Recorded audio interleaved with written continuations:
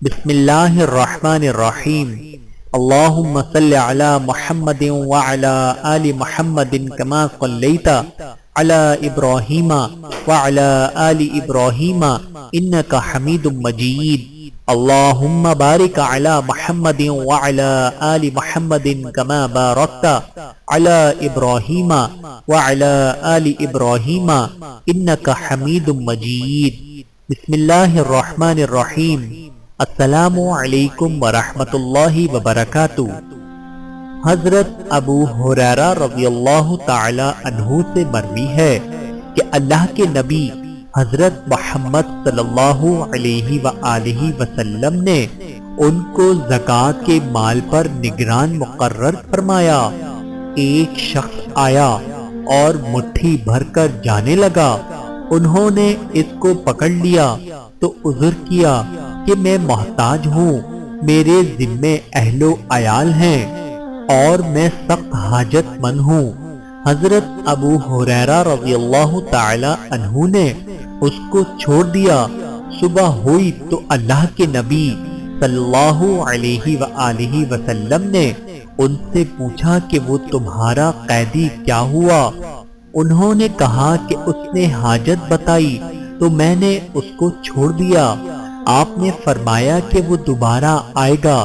چنانچہ دوسری رات بھی وہ آیا اور مٹھی بھر کر جانے لگا تو حضرت ابو ہریرہ رضی اللہ تعالی عنہ نے پھر اس کو پکڑ لیا اور اس نے پھر وہی اپنی حاجت اور ضرورت کا اظہار کیا تو انہوں نے اس کو پھر چھوڑ دیا۔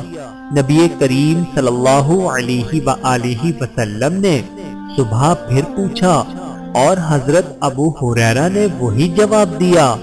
آپ نے پھر فرمایا کہ وہ پھر آئے گا اور اسی طرح پھر تیسری رات بھی وہ آیا تو حضرت ابو ہریرہ انہوں نے اب اس کو پکڑ لیا اور فرمایا کہ میں تجھے نہیں چھوڑوں گا، تو بار بار وعدہ کرتا ہے کہ نہیں آؤں گا مگر تو پھر وہی حرکت کرتا ہے، میں تجھے رسول اللہ صلی اللہ علیہ وآلہ وسلم کے سامنے پیش کروں گا۔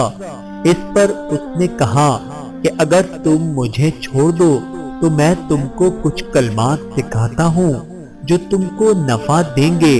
حضرت ابو ہریرہ نے پوچھا کہ وہ کیا ہے تو اس نے کہا کہ جب تم اپنے بستر پر جاؤ تو تم آیت الکرسی پڑھ لو تو تمہارے لیے اللہ کی جانب سے ایک محافظ مقرر ہو جاتا ہے اور صبح ہونے تک شیطان تمہارے قریب نہیں آ سکتا۔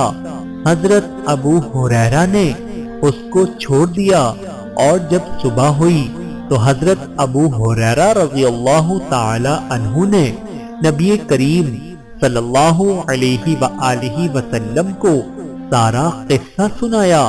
آپ صلی اللہ علیہ وآلہ وسلم نے فرمایا کہ اس نے سچ کہا تھا اگرچہ کہ وہ جھوٹا ہے، کیا تم جانتے ہو کہ وہ کون تھا؟ حضرت ابو ہریرہ رضی اللہ تعالی عنہ نے کہا کہ نہیں۔ آپ صلی اللہ علیہ وآلہ وسلم نے فرمایا کہ وہ شیطان تھا۔ اللہ تعالیٰ سے دعا ہے کہ اللہ تعالیٰ ہم سب کو پیارے آقا کی پیاری پیاری سنتوں پر عمل کرنے والا بنائے۔ آمین ثم آمین۔